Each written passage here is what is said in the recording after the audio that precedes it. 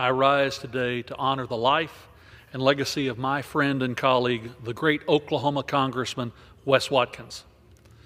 Wes originally took office as a member of Congress in 1976 after serving 2 years in the Oklahoma Senate.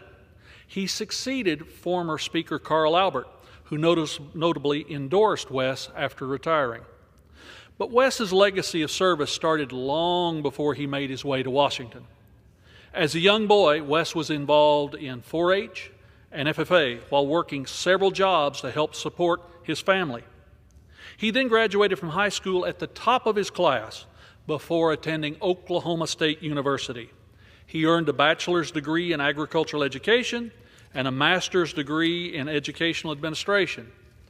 At Oklahoma State, he served as the Southeast District Vice President of the Oklahoma FFA Association.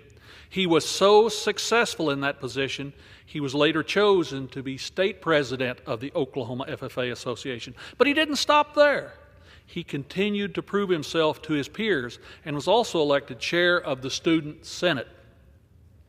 Winning the Student Senate election would become a monumental moment for Wes, because it was becoming quite clear to everyone that he had an ability to motivate and to lead his peers.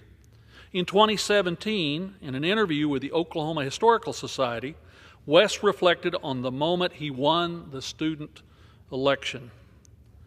A friend asked him if he was going to run for office one day. This made Wes stop and think about a life in public service. And he thought to himself, what is your mission? What are you all about?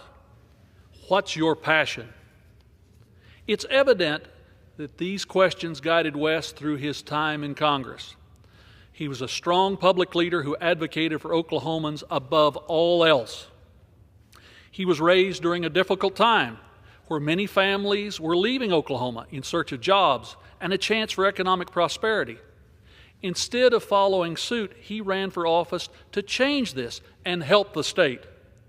When he arrived in Washington in 1976, he came with a clear mission: make life better for the neighbors. Wes knew that in order to do this, he needed to work on financial policy. So he made his case to join the Banking Committee. And like everything else Wes did, he was so successful that his peers chose to elevate him to the House Appropriations Committee, one of the most important committees in the United States House.